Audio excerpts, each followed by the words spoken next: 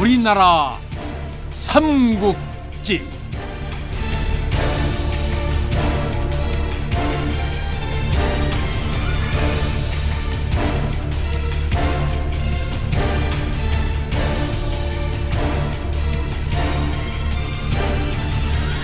제92부 황산벌 전투.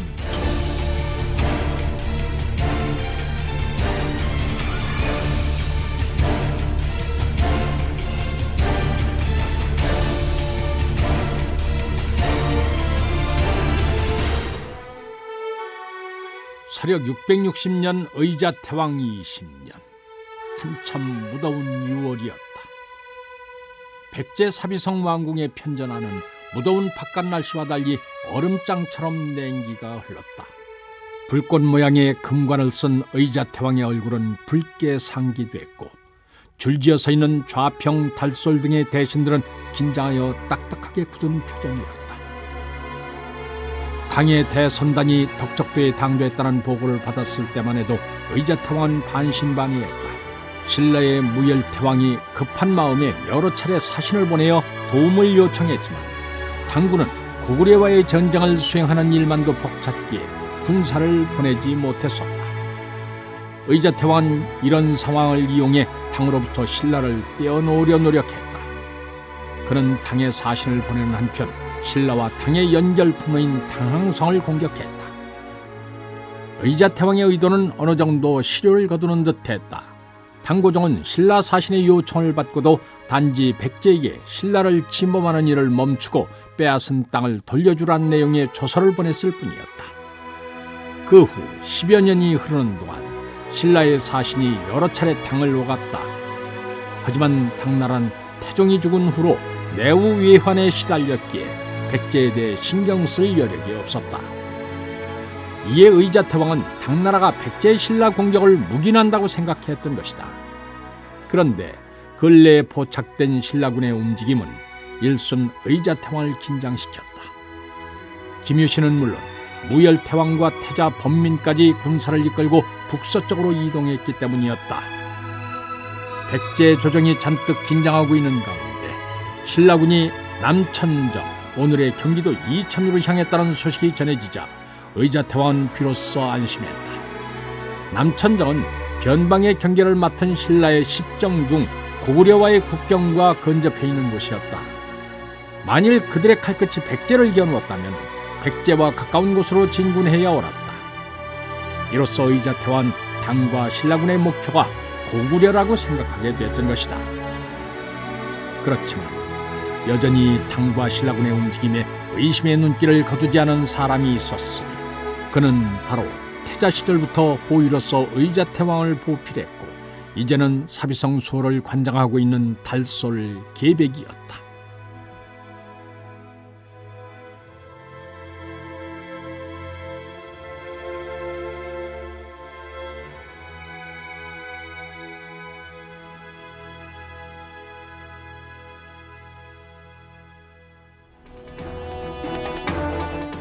계백은 대대로 무를 숭앙하는 집안에서 태어났다.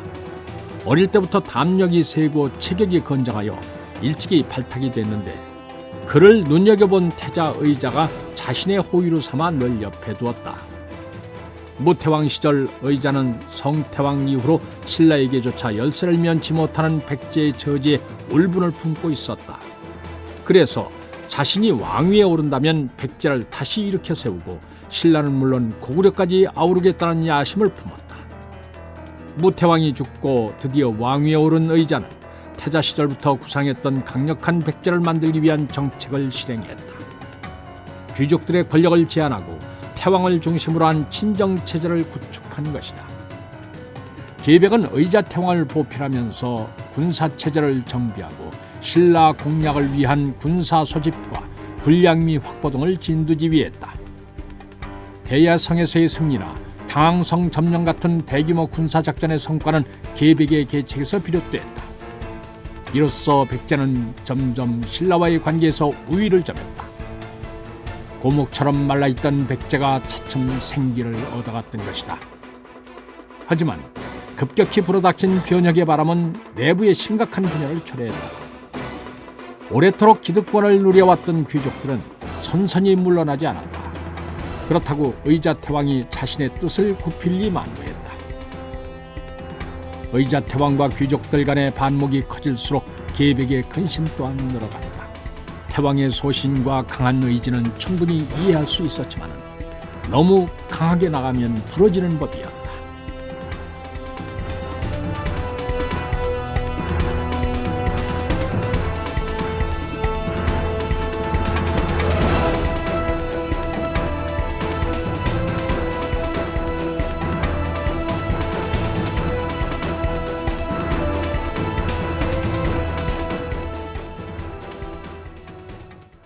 정적으로 인해 편전하는 마치 시간이 정지된 것 같았다. 숨소리조차 크게 내는 사람이 없었다. 대신들은 계책을 내어놓아야 한다는 압박감으로 인해 숨이 막힐 지경이었다. 참다 못한 좌평 의직이 나섰다. 당나라 군사들 중에는 물에 익숙하지 않은 자들이 많사옵니다. 먼 길을 항해해 왔다면 분명히 노독이 쌓였을 것이옵니다. 그들의 피로가 풀리기 전에 우리가 먼저 친다면 충분히 승산이 있사옵니다. 당군이 패하면 신라 역시 겁을 집어먹고 함부로 진격해 오지 못할 것이옵니다. 그러니 당군과 먼저 승부를 결정지어야 하옵니다. 속전속결로 주력인 당군만 물리치면 신라도 지레겁을 먹으리란 생각이었다. 탈솔 상영이 이에 반대했다. 그렇지 않사옵니다. 당군은 먼 길을 왔기 때문에 속히 싸우려 할 것이옵니다. 대군의 예봉을 막아내기란 쉽지 않사옵니다. 만일 그들에게 패하기라도 하는 날이면 더 이상 대책이 없사옵니다. 그에 비해 신라는 이전에 우리와 싸워 여러 번 패한 적이 있기 때문에 아군의 위세를 보면 두려워할 것이옵니다. 그러니 먼저 군사를 동원해 신라군을 쳐서 기세를 꺾어야 하옵니다. 연후에 기회를 보아 당군과 싸운다면 나라를 온전히 보존할 수 있사옵니다. 당군에 대해서는 지구전으로 맞서며 우선 신라를 공격하자는 의견이었다. 두 사람은 갑론을박을 펼쳤지만 쉽게 의견이 모아지지 않았다. 당의 침입이란 예상치 못한 상황에 처한 의자태왕은 좀처럼 판단을 내리지 못했다. 당군의 전력이 어느 정도인지 모르는 상태에서 쉽게 군사를 움직일 수도 없었다. 결국 군사를 분산할 수밖에 없는 처지에서 어떤 계책을 쓴다 해도 양쪽 모두를 막아낼 수 있다는 보장이 없기 때문이었다.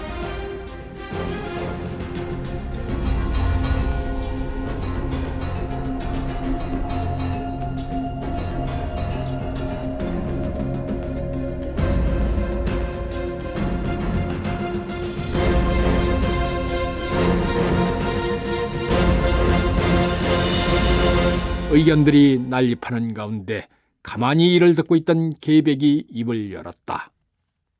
고맘이 지연의 귀양가 있는 흥수에게 대책을 물어보심이 어떨까 하옵니다. 경험이 풍부하고 지략이 뛰어난 흥수라면 위기를 넘길 계책을 내어놓을 수 있을 듯했다. 이 당시 흥수는 태왕에게 충언을 드리다가 미움을 받아 멀리 귀양가 있는 상태였다. 의자태왕은 고개를 끄덕였다. 한때 그의 간언에 화가 나서 멀리 귀양을 보냈지만 흥수가 뛰어난 지략을 지녔음은 그도 인정하고 있었다.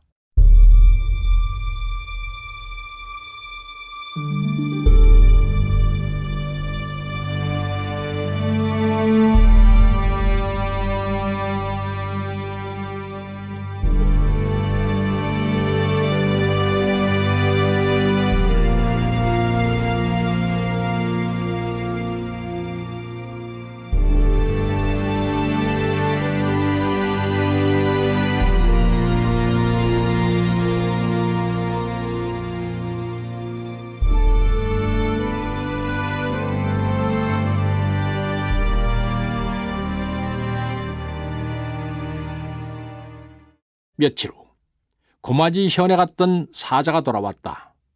그의 전언에 따르면 흥수가 말하길 기벌포와 탄연을 방비하면 적의 침입을 좋게 막아낼 수 있다고 했다. 계백은 이를 듣고 감옥에서 죽어간 성충을 떠올렸다. 흥수의 계책은 성충의 그것과 한치도 다르지 않았다. 지금 상황에서 백제군이 취할 수 있는 최선의 방책이었다. 하지만 임자를 비롯한 대신들은 이를 극렬히 반대했다. 이들은 흥수가 공을 세우는 것을 원치 않았다. 그자는 죄인이옵니다. 폐하께 원망을 품기는 자의 말을 어찌 믿사옵니까? 이는 자신을 가둔 데 대한 복수로 우리를 사지로 몰아넣으려는 흉계이옵니다. 임자가 목에 핏대를 세우며 반대하자 계백이 나서서 흥수를 옹호했다. 비록 그가 폐하께 불충했다고는 하나 지금은 충분히 뉘우치고 있사옵니다. 흥수의 말대로 적은 군사로 많은 군사를 상대하기 위해서는 험난한 지형을 이용해야 하옵니다. 그러자면 사비성으로 들어서는 길목인 기벌포와 단연만한 곳이 없사옵니다.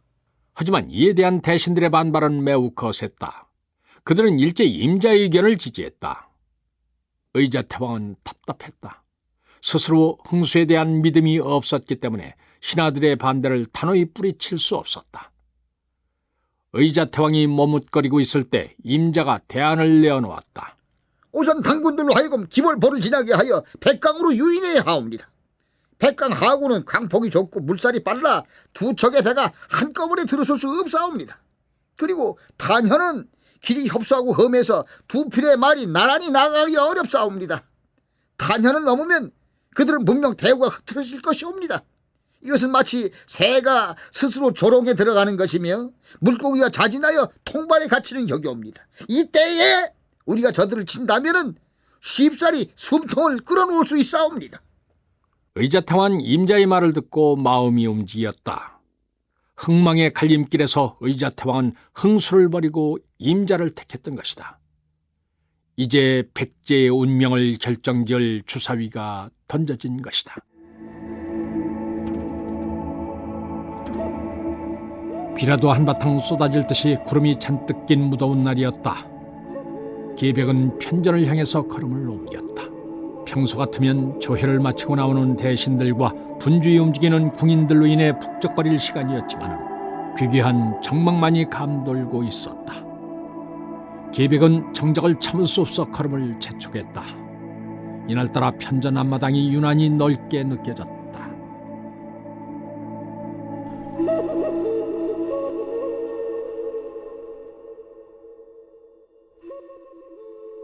편전 안으로 들어서니 의자태왕이 홀로 옥좌에 앉아 있었다.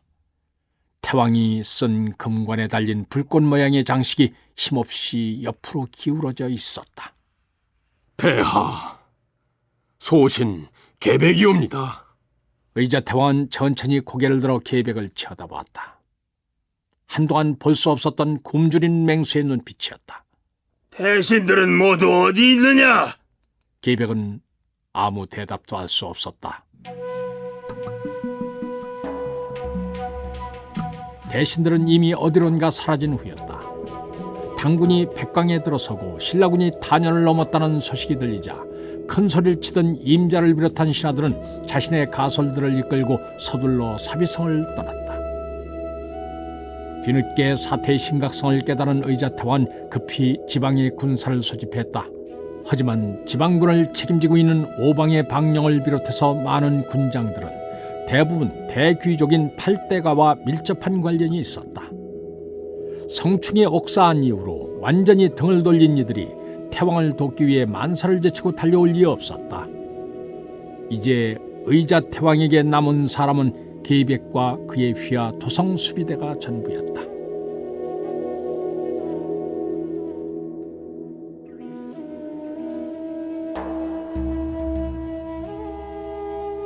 내가 어리석었네.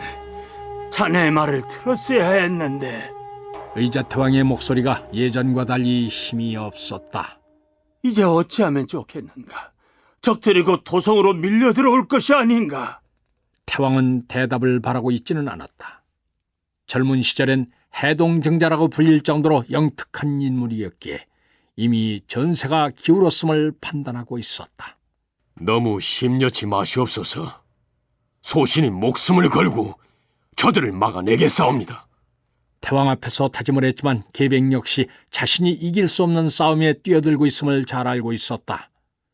계백은 자신이 늘 금과 옥조로 여기는 글귀를 떠올렸다. 나라가 있음에 내가 있으니 내 목숨은 나라를 위해 있는 것이다. 먼저 쉽게 나오는 구절로 백제의 모사라면 누구나 가슴속 깊이 담고 있는 말이었다.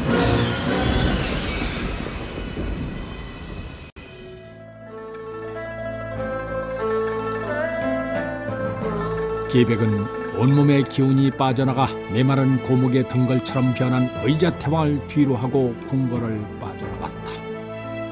밖으로 나오니 굵은 빗방울이 떨어졌다. 말에 올라탄 계백은 빗속을 가르며 집을 향해 질주했다. 말을 달리는 동안 그의 얼굴은 온갖 번민으로 창백하게 변해갔다.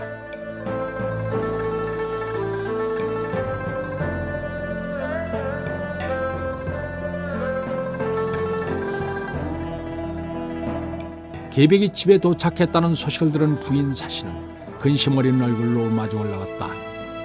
계백은 방 안으로 들어서지 않고 마당에 서서 하염없이 비를 맞고 있었다. 갑옷을 타고 흘러내리는 빗방울이 마치 상처 입은 황룡의 비늘 사이로 흐르는 핏물처럼 보였다. 평소 같지 않은 남편의 행동에서 심상치 않은 일이 벌어지고 있음을 눈치챈 듯했다. 계백은 대꾸도 하지 않고 그 자리에 서서 빗물이 흥건히 고인 바닥을 내려다보고 있었다. 계백은 망설이는 중이었다. 스스로 자신의 계획을 실행할 수 있을지 자문하고 있었다. 부인 사씨는 아름답고 현숙한 여인이었다. 백제를 대표하는 명문 대가의 영향으로서 많은 구혼자들이 있었지만 그녀는 주저없이 계백을 선택했다. 그녀는 사치를 멀리했고 항상 말 없는 가운데 남편의 일을 도왔다. 계백이 중심으로 나라 일에만 매진할 수 있었던 것도 그녀의 내조 덕분이었다. 친정과 대립하고 있는 남편을 지지한 그녀의 믿음은 계백의 마음에 뭉클한 감동을 주었다. 계백은 그녀를 끔찍히 사랑했다. 하지만 주저하고 있을 수만은 없었다. 그녀를 지옥과 예속의 구렁텅이에 들어가게 할 수는 없었다. 아이들을 데리고 오시오. 계백은 성희와 운이 두 딸을 두고 있었다. 두 딸 모두 글과 수에 뛰어났고 아름다웠다. 갓났을 때는 언제크나 했는데 어느덧 전무더미 봉긋한 처녀로 성장했으니 세월의 급물살을 실감할 수 있었다. 계백은 두 딸들을 떠올리니 대견한 생각에 가슴이 뭉클했다. 자식을 낳으면서 갖게 된 아버지로서의 감흥이었다. 계백의 음성이 너무 비장하게 들렸습니다. 부인은 아무것도 묻지 않고 하녀를 시켜 두 딸을 불러오게 했다. 잠시 후 우산을 받쳐든 하녀를 대동하고 보름달 같은 두 처녀가 나타나자 사방이 대나처럼 환해지는 듯 했다. 계백은 마음속에서 다시 동요가 일었다. 계백은 힘겹게 마음을 다잡았다. 오늘 출정하오. 이대로 가면 다시 돌아오리라는 보장이 없어. 사시부인과 두 딸의 얼굴이 파랗게 질렸다. 외적이 쳐들어왔다는 소식을 전해 듣긴 했지만 사태가 이처럼 심각한지는 미처 모르고 있었다. 계백은 얕은 신음소리를 내며 말을 이었다. 지금 백제는 미중유의 위기에 처해 있어. 당과 신라의 대군이 엄습해오니 남은 군사로는 승리를 기약할 수가 없구려. 만일 이번 싸움에서 패하면 사비성 또한 온전하지 못할 테고 당신과 아이들은 포로로 잡혀 저들의 놀이의감이 될 것이오. 살아서 치욕을 당하느니 차라리 내 손에 죽는 것이 나을 것이오.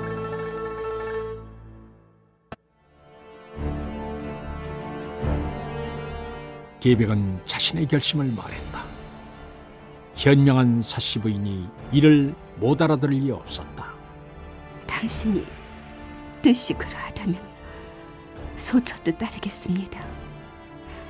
허나 아이들은 아직 앞길이 창창합니다. 어찌 죽음을 강요할 수 있겠습니까? 이 애비를 부디 용서하거라. 내새 다시 만나 부녀의 인연을 맺자꾸나. 그때는 내가 너의 아이로 태어나 오늘의 죄를 몇 곡절로 갚으마. 계백은 울컥 치미는 울음을 애써 참으며 칼을 뽑아들었다. 의자 태왕이 하사한 보검이 곡성을 내면서 칼집을 벗어났다. 계백은 뒷걸음질 치는 운이의 배를 찔렀다.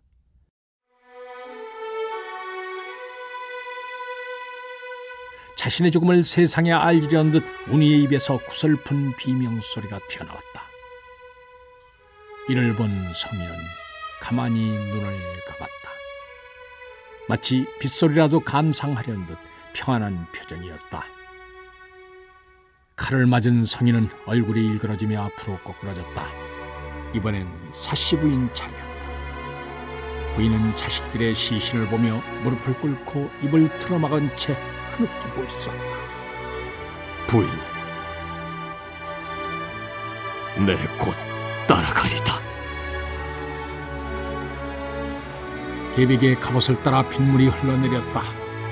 마치 갑옷이 울고 있는 듯했다. 빗줄기를 가르며 칼이 날았다. 칼날이 부인의 목을 베었다. 순간 계백은 부인과 눈이 마주쳤다. 슬픔과 원망이 교차하는 눈빛이었다.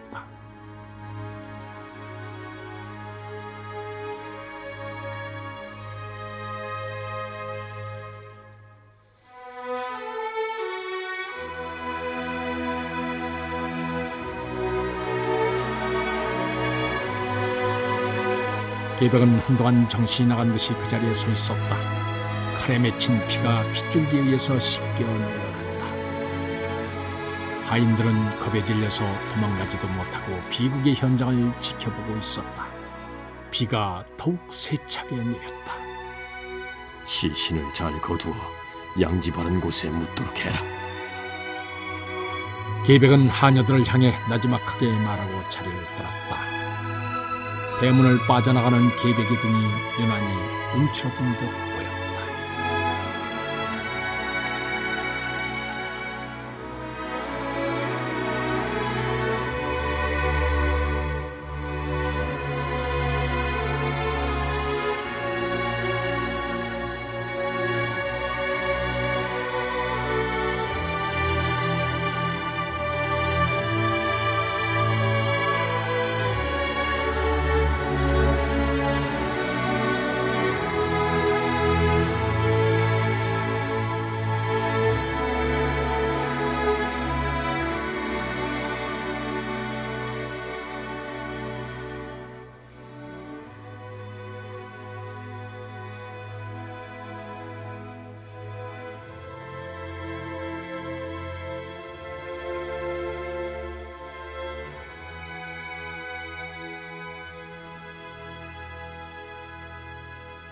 황산 아래 연천선을 따라 펼쳐진 벌판에서 백제 군사들이 목책을 세우느라 분주하게 움직이고 있었다.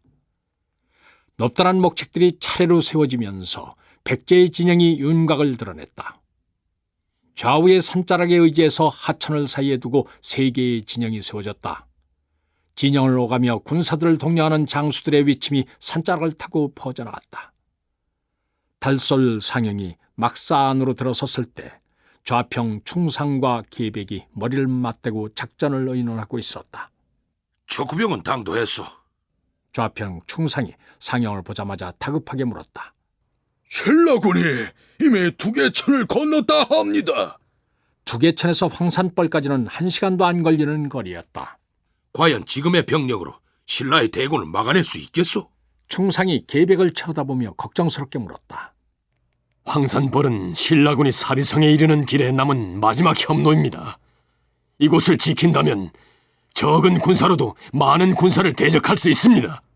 구수병법에 나오는 이른바 적을 상대할 때 절대 유리한 지형 조건인 좁은 길이었다. 계백이 황산벌의 진영을 만든 것도 이에 가장 합당한 지형이기 때문이었다. 하지만 상대는 지략이 뛰어나기로 소문난 김유신이요. 만일 그들이 두개천에서 남쪽으로 우회하여 벌곡으로 넘어간다면 낭패가 아니겠소? 충상은 여전히 걱정스러웠다. 지금 신라군의 진로와 당군의 움직임으로 볼 때 저들의 전략은 분명합니다. 우리의 지방군이 결집하기 이전에 먼저 사비성을 함락시키고자 함이요. 당군이 이미 기벌포로 들어왔다면 신라군 또한 서둘러 사비성으로 진격하려 할 것입니다. 저들은 대군입니다. 우회를 하기보다는 군세에 우위를 내세워 정면 돌파를 시도할 것입니다. 상여은 새삼 계백을 다시 쳐다보았다. 계백은 이미 전세를 꿰뚫어보고 있었다. 상여은 자신이 부끄러웠다. 신라군이 탄현을 넘도록 만든 데는 자신도 일말의 책임이 있었다. 만일 지난날 흥수의 계책을 따랐더라면 백제가 이처럼 위기에 몰릴 일은 없었을 터였다. 계백은 충상과 상영에게 각각 좌우군을 맡기고 자신은 중군에 자리했다. 목책이 완성되고 진영이 갖추어지자 계백은 군사들을 직결시켰다. 도성의 수비대 중 늙거나 병든 자 그리고 홀로 남아 식소를 부양해야 하는 자를 빼고 선발한 5천의 정예 군사들이었다. 결전의 날이 다가왔다. 계백의 비장한 목소리가 군사들의 귀를 파고들었다. 군사들의 얼굴에는 긴장한 빛이 역력했다. 낮에 동맹을 일방적으로 파기하고 이민족인 당을 끌어들인 신라를 어찌 용서할 수가 있겠는가? 저 고구려의 을지문덕은 적은 수의 군사를 갖고 수나라의 300만 대군을 물리치지 않았는가? 비록 우리가 신라군에 비해 열세지만 목숨을 걸고 싸운다면 능히 이길 수 있다. 눈에 보이는 적을 두려워하지 말라. 우리가 경계할 상대는 두려움이라는 마음의 적이다. 나가서 싸우라. 백제는 너희들을 자랑스럽게 여기리라. 계백의 연설은 짧지만 깊은 감동을 일으켰다. 군사들은 계백이 결사의 의지를 보이기 위해서 그의 가족까지 베고 왔음을 알고 있었다. 장군이 자기 목숨을 초계처럼 여기고 앞장서는데 군사들이 어찌 따르지 않겠는가. 계백의 뜻에 화답하는 군사들의 함성 소리가 황산벌을 진동시켰다.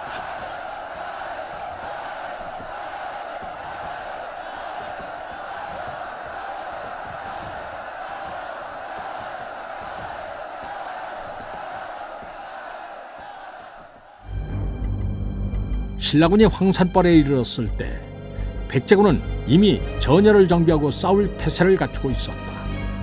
하천을 따라 세워진 목책들과 거마창 등이 우후죽순처럼 여기저기 솟아 있었다. 유신은 백제군의 진영을 보고 자신의 눈을 의심했다. 아무런 저항도 받지 않고 탄현을 넘어왔을 때만 해도 이번 작전이 순조로우리라 여겼다. 만에 하나 백제군이 탄현을 막고 있었더라면 승패를 알 수 없었으리라. 더군다나 소정방과 약속한 시간에 사비성에 당구하는 것은 도저히 불가능했다. 하지만 그가 예상한 대로 백제군은 탄현으로 군사를 움직이지 않았다. 이제 이곳 황산벌만 지나면 사비성까지는 단숨에 당도할 수 있는 거리였다. 그런데 백제군이 버젓이 길목을 막고 있으니 안심하고 있던 유신으로서는 당황스러웠다. 백제군의 수요가 그리 많지 않으니 단숨에 공격하여 제압하는 게 상책입니다.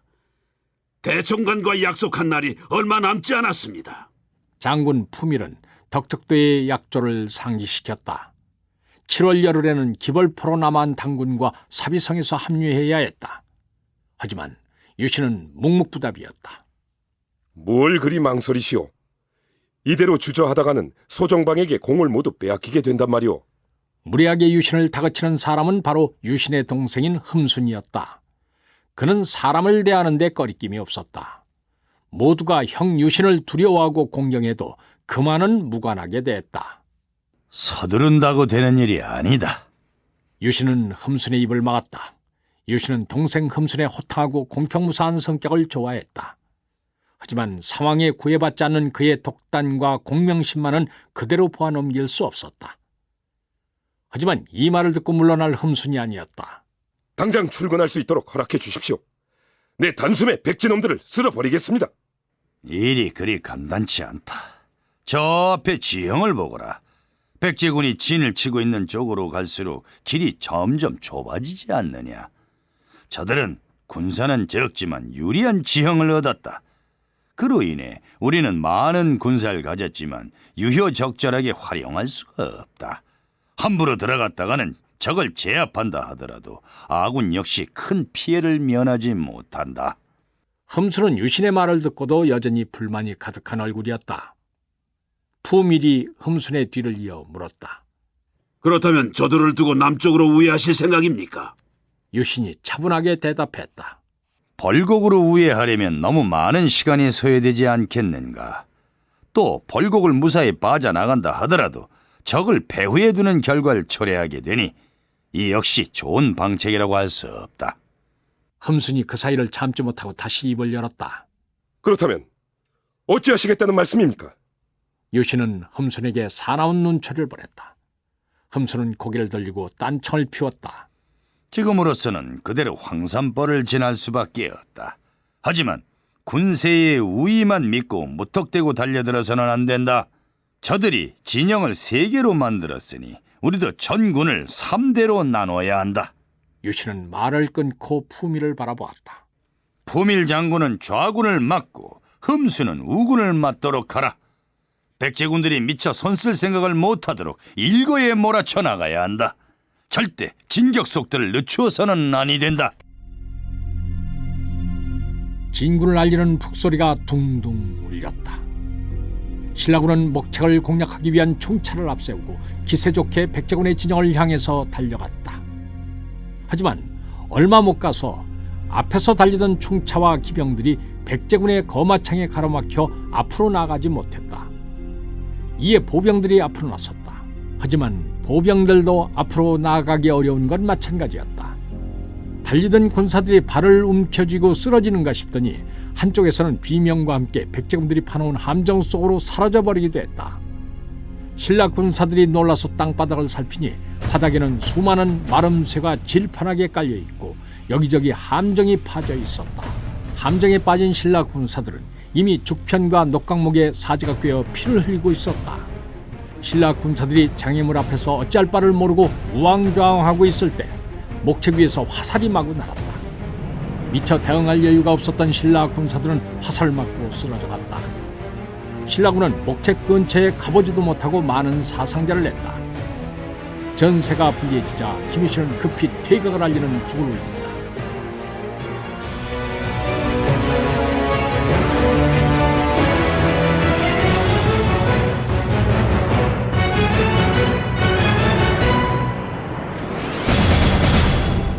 김유신이 후퇴온 군사들을 살피니 그 피해가 적지 않았다.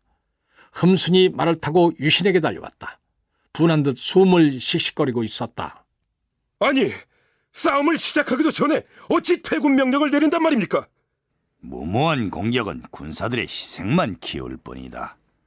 퇴군한 군사들 중에는 마름새에 발이 찢겨 쓰러져 있거나 화살을 맞아 고통스러운 신음을 내고 있는 자들로 가득했다. 차마 눈뜨고 볼 수 없는 설풍경이었다. 싸움을 하다 보면 희생은 감수해야 하는 게 아닙니까? 내 말도 맞다. 하지만 쓸데없는 희생은 피해야 한다. 이때 푸밀이 달려와 아뢰었다. 이번 전투에서 죽거나 다친 자가 수백을 헤아립니다. 저들의 방비가 예성보다 굳건하여 쉽게 뚫기는 어려울 듯합니다. 김유신은 백제 진영을 유심히 살폈다. 대열을 정비하고 다시 진격을 준비하도록 해라. 흠순이 의아한 표정으로 유신을 쳐다보았다. 금방 무모하다고 하지 않으셨습니까? 이제 적이 설치해둔 장애물들의 위치를 알았으니 이를 피해서 목책으로 접근할 수 있다. 저들이 승리에 들떠 방심한 틈을 노리면 될 것이다. 유신은 처음부터 다음 공격을 염두에 두고 있었던 것이다. 목책을 돌파한 후에는 백제의 본영을 향해 공세를 집중한다. 지부를 흔들면 백제군의 결집이 약화될 것이다. 유신의 명령이 떨어지자 푸밀과 흠수는 각기 부대를 정비하고 다시 전장으로 달려나왔다. 유신은 떠나는 장수들의 뒷모습을 바라보며 입술을 깨물었다. 만일 시간의 여유가 있었더라면 희생을 감수하면서까지 무리한 싸움을 하지 않았을 것이다. 하지만 소정방과 약조한 날짜가 바로 하루 앞으로 다가와 있었다. 제때 당군과 사비성에서 합류하는 일이 무엇보다 중요했으므로 최대한 빨리 황산벌을 통과해야만 했다. 내달리는 신라군의 발자국 소리가 지축을 울렸다.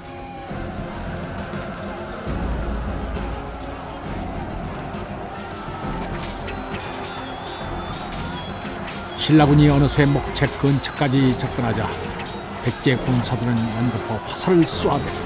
계백은 신라군이 잠시 물러갔을 뿐 곧 다시 쳐들어오리라는 것을 알고 있었다. 썰물처럼 빠져나갔던 신라군이 다시 밀물처럼 밀려들자 군수들의 손이 바빠졌다. 앞서 진격하던 신라 군사들이 화살에 맞아 쓰러졌다. 하지만 신라 군사들은 이에 아랑곳하지 않고 전전을 거듭했다. 신라군이 점차 목책으로 가까이 다가오자 계백은 군사들이 적의 기세에 눌릴까 걱정이 됐다. 이곳은 백제를 지키는 마지막 보루다. 여기서 막지 못한다면 우리에게 더 이상의 희망은 없다. 죽음을 두려워하지 마라. 죽음은 비겁한 자를 따라다닌다. 오른손을 못 쓰게 되면 왼손으로 활을 당기고 왼손마저 못 쓰게 되면 입으로라도 시위를 당겨라! 계백의 외침은 백제 군사들에게 힘을 실어줬다. 잠시 머뭇거리던 군사들이 다시 힘을 내기 시작했다. 목책을 사이에 두고 치열한 공방전이 벌어졌다. 신라 군사들이 충차를 몰아 목책에 부딪혀오자 백제 군사들은 준비해둔 기름을 껴안고 불을 놓았다. 신라 군사들 역시 백제 군사들 향해 화살을 쏘면서 악착같이 달려들었지만 목책을 넘을 수는 없었다. 해가 질 때까지 공방전이 이어졌지만 백제군의 방어는 무너질 기미가 보이지 않았다.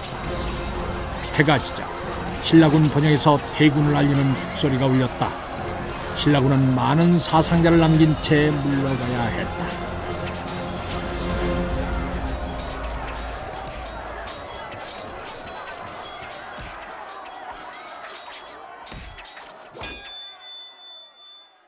전투가 잠시 소강 상태에 접어들자 계백은 충상과 상영을 본영으로 불러들였다.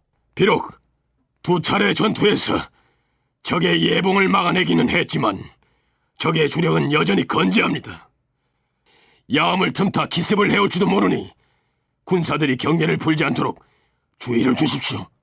계백은 긴장의 끈을 놓지 않았다. 저들이 정면 돌파에 실패했으니 다른 방법을 강구하지 않겠소? 충상의 물음에 계백이 새로운 작전을 지시했다. 그렇습니다. 저들은 정면으로 공격해오는 척하다가 주력 부대로 측면 공격을 시도해 올 것입니다. 그렇다면 분명 좌영이 목표가 되리라 봅니다. 상영 장군은 서쪽 산속의 군사를 매복시켰다가 신라군이 쳐들어오면 그들의 후위에서 기습을 하십시오. 계백은 신라군이 펼칠 수 있는 모든 작전에 대한 대비책을 강구해야 했다. 비록 두 차례 신라군의 공격을 막아내기는 했지만 그로 인해 백제군의 방어벽 또한 그만큼 약화되어 있었다. 신라군의 공격이 계속된다면 얼마나 더 버틸 수 있을지 장담할 수 없었다. 계백은 이 전쟁에서 살아 돌아갈 생각이 없었다. 처자를 모두 죽였을 때부터 그 역시 함께 죽은 목숨이나 다름이 없었다. 그는 백제 전역에 흩어져 있는 군사들이 사비성으로 직결할 수 있는 시간을 버는 것이 자신의 마지막 소명이라 여겼다. 계백은 슬픔과 원망이 가득한 아내의 눈망울을 떠올렸다. 가슴을 칼로 난도질하는 듯 통증이 밀려왔다. 계백은 가슴을 쓸어내리며 애써 고통을 참았다. 이제 고통에서 벗어나 아내와 자식들에게 돌아갈 날도 얼마 남지 않았다고 자신을 위로했다.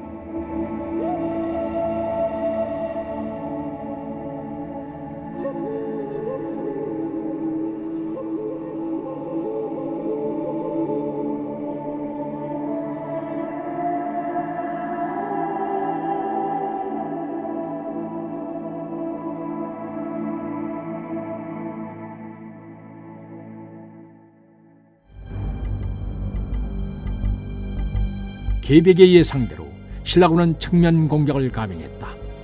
품일의 부대가 목책 앞에서 백제군의 시선을 끄는 사이 흠순의 부대가 백제군 좌영의 왼쪽 측면으로 파고들었다. 이미 매복하고 있던 상영의 군사들은 흠순의 본대가 지나가기를 기다려 후위를 공격했다. 갑작스런 기습에 당황한 신라군은 제대로 싸워보지도 못하고 하천 쪽으로 밀려났다. 이를 본 백제 좌영의 군사들은 일제히 뛰어나가 신라군을 공격했다. 양쪽에서 협공을 당한 신라군은 혼비백산하여 군기조차 버린 채 달아났다.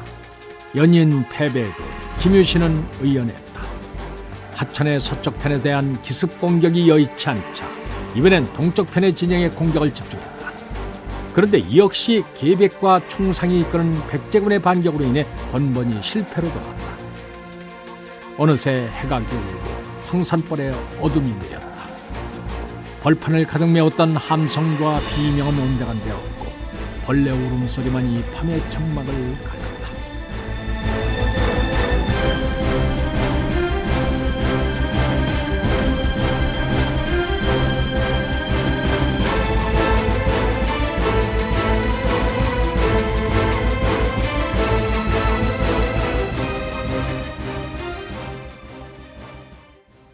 이미 해가 떠올랐는데도 신라군 진영의 분위기는 어두웠다. 사위상에서 당군과 합류하기로 약속한 날이 이미 지났지만 신라군은 여전히 황산벌을 벗어나지 못하고 있었다. 신라군들은 또 다른 전투를 위해 도열했지만 이미 여러 번의 패배로 인해 사기가 매우 떨어져 있었다. 흠수는 자존심이 강한 만큼 명예를 소중히 여겼다.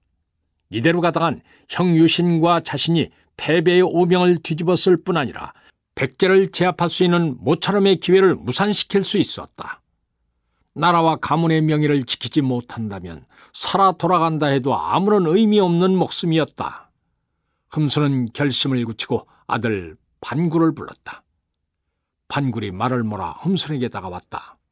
신하된 자로서 최고의 덕목은 충이며 자식된 자로서 최고의 덕목은 효인이라.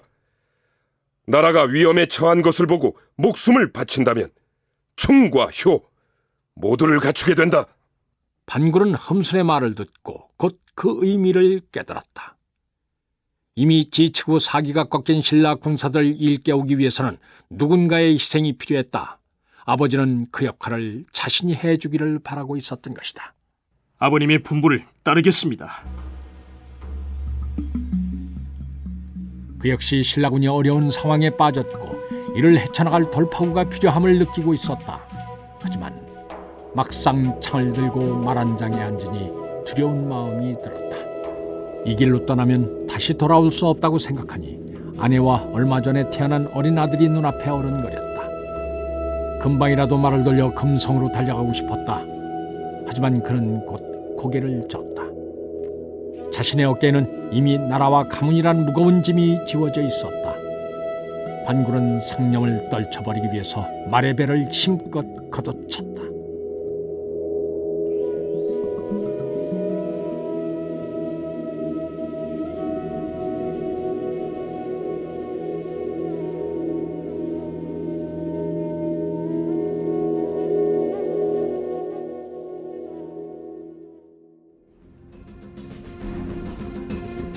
반굴이 혈혈단신으로 뛰어들어오자 백제 군사들의 시선은 일제히 그에게 쏠렸다.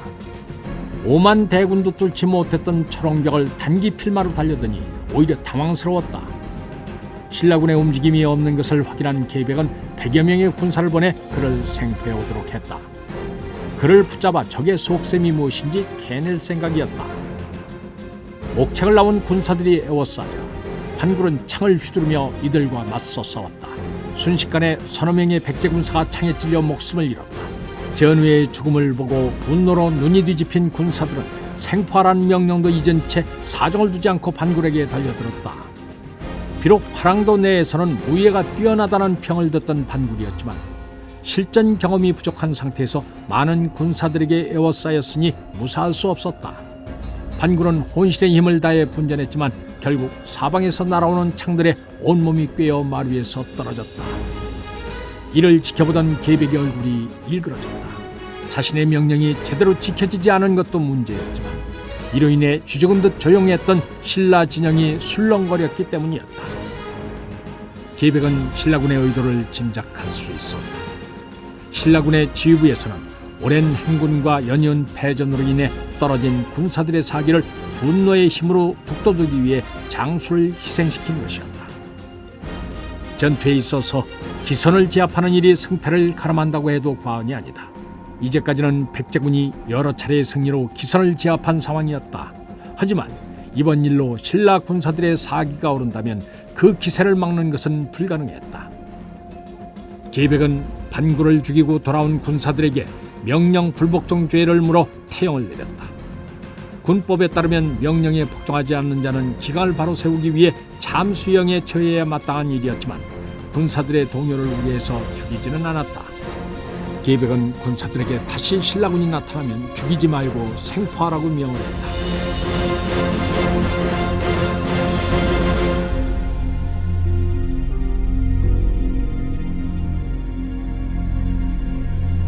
얼마 지나지 않아 신라 진영에서 또 다른 장수 하나가 말을 타고 달려나왔다. 투구를 눌러 쓰고 갑옷을 입힌 말을 타고 손에는 창을 들고 있었다. 신라 장수는 벌판을 가로질러 영체로 다가오더니 시위라도 하는 듯 목책을 따라오갔다. 이는 백제군에 대한 명백한 도전이었다. 계백은 목책 밖으로 군사들을 내보냈다. 신라 장수의 도발이 백제 군사들을 격동시켰다. 파도의 모습을 감춘 바위처럼 신라 장수는 어느새 백제 군사들에 에워싸여 그 모습을 분간할 수 없게 됐다. 백제 군사들이 원을 그리며 소용돌이 쳤다. 신라 장수는 소용돌이를 빠져나오기 위해 안간힘을 썼다. 물방울이 튀듯이 창칼이 반짝일 때마다 백제 군사들이 쓰러졌다. 그러나 혼자서 많은 군사들을 감당해내기는 어려웠다. 어딘가에서 날아온 밧줄이 신라 장수의 몸을 휘감더니 말 아래로 끌어내렸다. 백제 군사들의 창칼이 일제히 신라 장수를 겨누었다. 그는 일어나려 발버둥 쳤지만 이미 몸을 움직일 수 없게 완전히 제압당한 상태였다.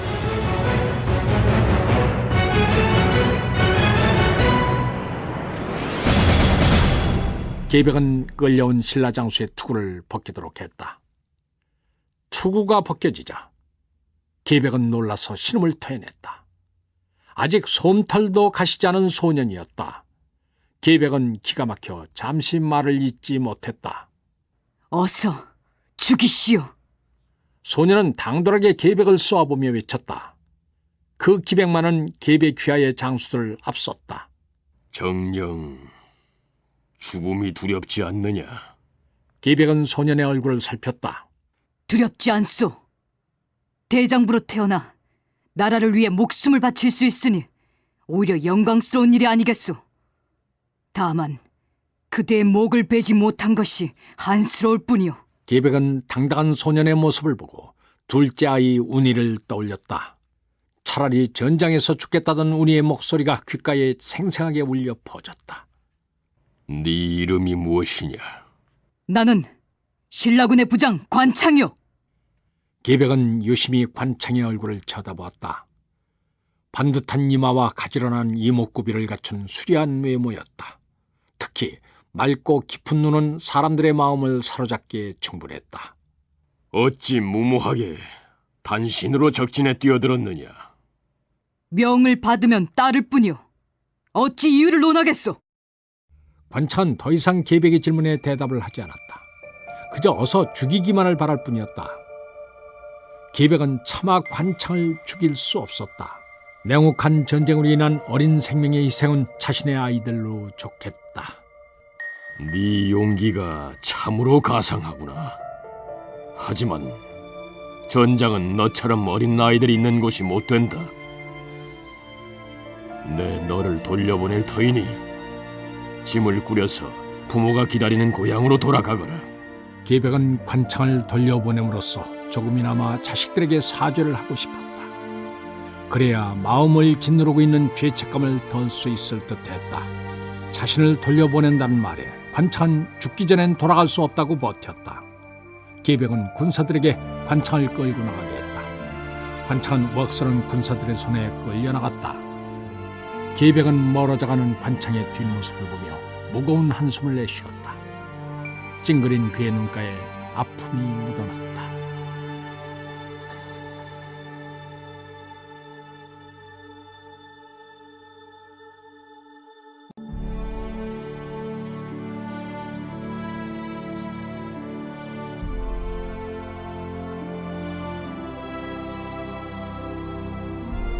신라 진영으로 돌아온 관창은 고개를 들 수 없었다.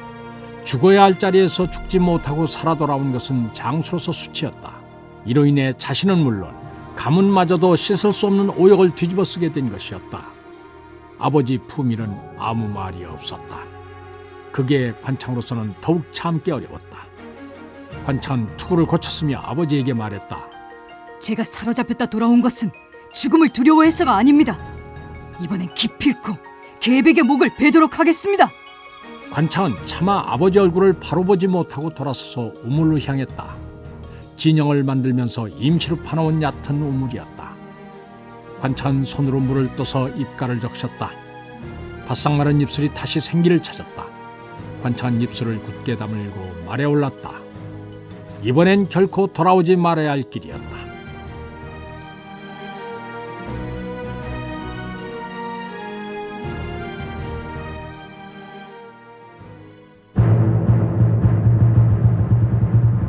관창은 주저없이 말을 달렸다. 죽음보단 아버지가 실망하는 것이 더 두려웠다. 하지만 이번에도 상황은 마찬가지였다. 관창은 분전했지만 또다시 백제 군사들에게 사로잡혔다. 관창은 다시 계백이 앞으로 끌려갔다.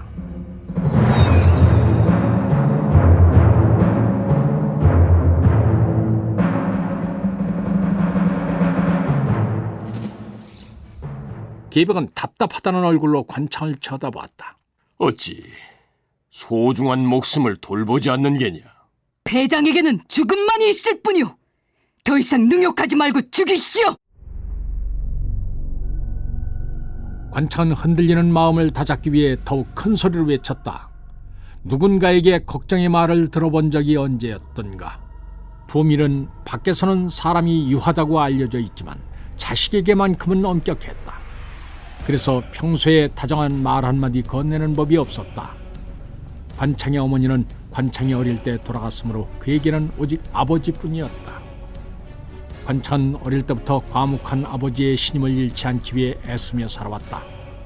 하지만 품일은 끝내 관창에게 마음을 열지 않았다.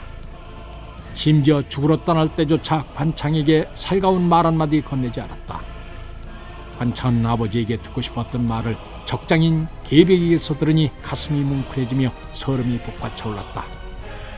하지만 적장 앞에서 눈물을 보일 수는 없었다. 그건 신라군의 명예에 먹칠하는 행동이었다. 내 너를 살려보낸 이유를 정녕 모른단 말이냐?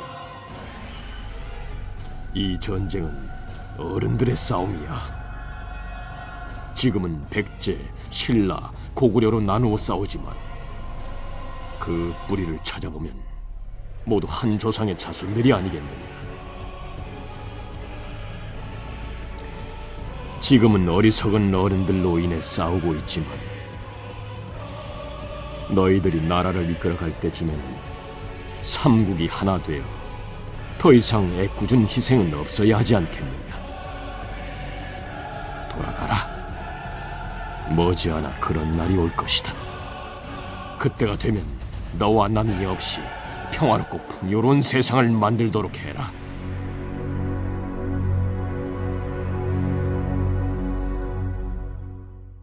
계백의 진심 어린 충고는 관창의 폐부를 찔렀다. 그러나 관창에게는 먼 훗날의 일들이 중요하지 않았다. 그런 날이 온다 한들 자신이 설 자리는 어디에도 없었다. 그에게 있어 당장 중요한 것은 세속오계를 지키고 신라의 귀족으로서 명예를 저버리지 않는 것이었다. 긴 말은 필요 없소. 이미 죽음을 각오하고 있소이다. 관창은 눈을 질끈 감았다. 더 이상 마음이 흔들리면 안 된다. 관창의 의지가 이처럼 굳으니 계백으로서도 더는 만류할 방법이 없었다. 계백은 할 수 없이 관창을 처형하라 명했다. 형장으로 끌려 나온 관창은 땅바닥에 무릎이 꿇려졌다. 군사 하나가 검은 헝겊을 관창의 얼굴에 씌웠다. 날카로운 대돌을 든 군사가 관창의 뒤에 섰다. 주변을 둥글게 에워싼 백제 군사들의 시선이 온통 관창에게 쏠렸다. 해가 중천에 올라 관창의 머리 위로 내리쬐고 있었다.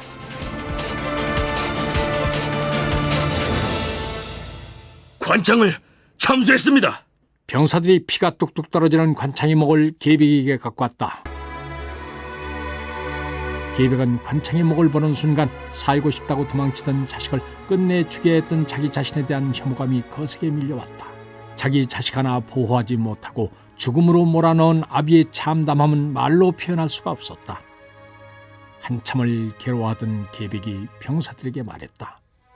관창의 시신을 말 한 장에 매달아서 신라 진영으로 보내주어라. 적장의 목은 보통 효수를 했지만 계백은 자식을 잃은 아비의 심정을 떠올리며 관창의 시신을 돌려보낸 것이었다.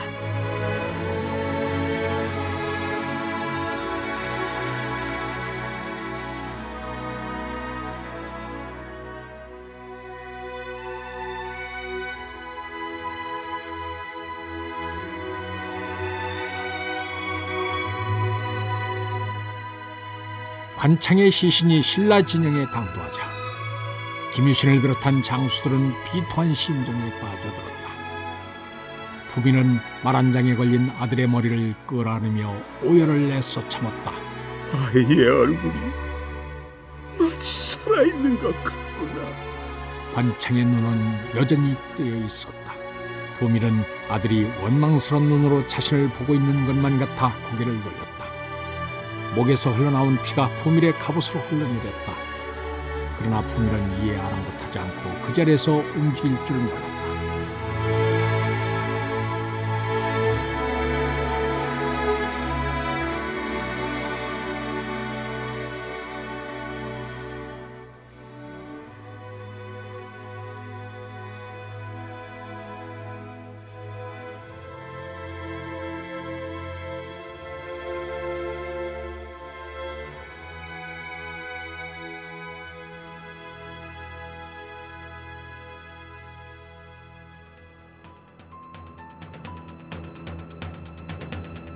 아버지가 아들의 머리를 잡고 울고 있는 것만큼 기가 막힌 장면이 있을까? 이를 본 신라 군사들은 소름이 돋고 가슴속에서 불덩어리가 치밀어 올랐다. 이들의 분노는 곧바로 백제군에 대한 적개심으로 표출됐다. 갑자기 신라 진영의 열기가 고조됐다. 금방이라도 도망갈 마음을 품고 있던 군사들은 어느새 일기당천의 용사들로 변해가고 있었다. 드디어 신라군의 함성 소리와 북소리가 천지를 진동했다. 신라군들은 용기백배하여 일제히 홍산벌을 가로질러 백제군의 영체로 달렸다. 이제까지 볼 수 없었던 놀라운 기세였다. 백제군은 목책을 넘어낸 신라 군사들을 향해 활을 쏘았다. 많은 신라 군사들이 쓰러졌다. 하지만 그들은 죽음을 무릅쓰고 조금도 물러날 생각을 하지 않았다. 오히려 눈에서 광기를 빛내며 전우들의 시신을 밟고 목책을 넘어섰다. 피가 사방으로 튀는 공방전이 끊이지 않았다. 시간이 지날수록 신라군의 기세에 눌린 백제군이 점점 밀리기 시작한다. 한순간에 목책이 무너져 내렸다. 뒤를 이어 신라 군사들이 먹이를 본 이리떼처럼 달려들었다. 백제 군사들은 본신의 힘을 쏟아부었지만 분노의 힘을 폭발시키고 있는 신라 군사들을 막아내기 어려웠다. 계백은 이미 대사가 기울었음을 깨달았다. 목책이 무너진 마당에 신라의 대군을 막아낼 수 있는 방법은 어디에도 없었다. 이제 내 할 일도 모두 끝났구나.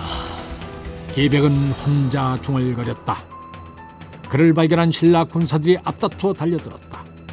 계백은 창을 일고 쳐잡았다. 그의 얼굴은 어느 때보다 평온해 보였다. 승냥이처럼 달려드는 수많은 적을 앞에 두고도 마치 반가운 손님을 맞는 듯했다. 계백은 인사라도 하듯이 달려드는 군사들을 피하며 창을 휘둘렀다. 이를 제대로 막아내지 못한 신라 군사 서너 명이 그 자리에서 쓰러졌다. 이에 더 많은 신라 군사들이 계백 주위로 몰려들어 애웠었다. 계백은 하늘을 향해 비상하듯이 말을 몰았다. 말발굽에 채인 군사들이 여기저기에 나둥글었다. 창날이 원을 그리며 달려드는 신라 군사들을 찔렀다. 마치 하늘에서 내려온 신장처럼 창을 휘두른 계백에게 접근하기가 어려워지자 이번엔 궁수들이 나서서 일제히 활을 쏘아댔다. 아무리 계백이 뛰어난 장수라고 하지만 수없이 쏟아지는 화살을 모두 피할 수는 없었다. 어깨와 다리에 화살이 꽂히자 계백의 움직임이 눈에 띄게 느려졌다. 그 틈을 놓치지 않고 신라 군사들이 피냄새를 맡은 승냥이 떼처럼 덮쳤다.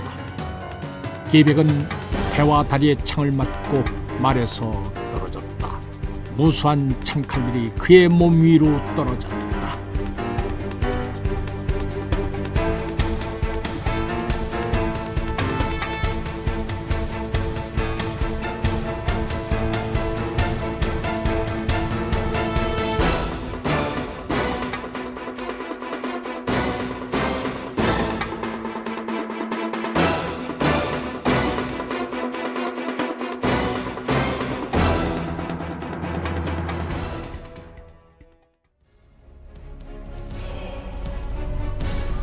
계백의 죽음을 목도한 백제 군사들은 악에 받쳐서 신라 군사들을 상대했다. 하지만 이미 전세가 기울어진 상태에서 희생만 더욱 커질 뿐이었다. 충상과 상영은 이를 깨닫고 무기를 버린 채 항복했다.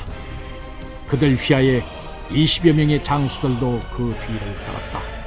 그런데 군사들은 이에 동조하지 않았다. 그들은 끝까지 신라 군사들을 물고 늘어졌다. 전투는 해가 서산으로 기울어갈 때쯤에야 끝이 났다. 5천 결사대 중 살아남은 자는 항복한 20여 명의 장수들밖에 없었다. 나머지 군사들은 모두 목숨을 바쳐 백제인의 자존심을 지켰다. 이로써 계백은 비록 전쟁에는 패했지만 백제의 기백을 보임으로써 신라군의 간담을 서늘하게 만들었고 그들의 진로를 막아 진군을 지연시키려던 소기의 목적을 달성했다.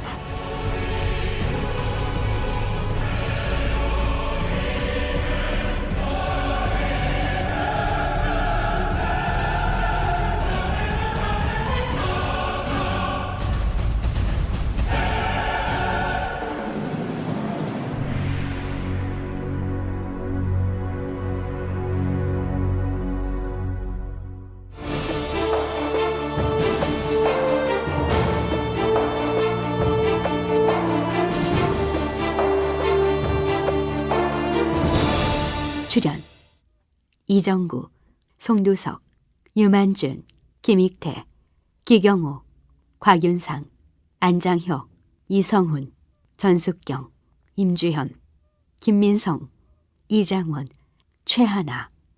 해설 김종성. 음악 이춘화. 효과 엄기혁. 기술 서교식. 총진행 유만준.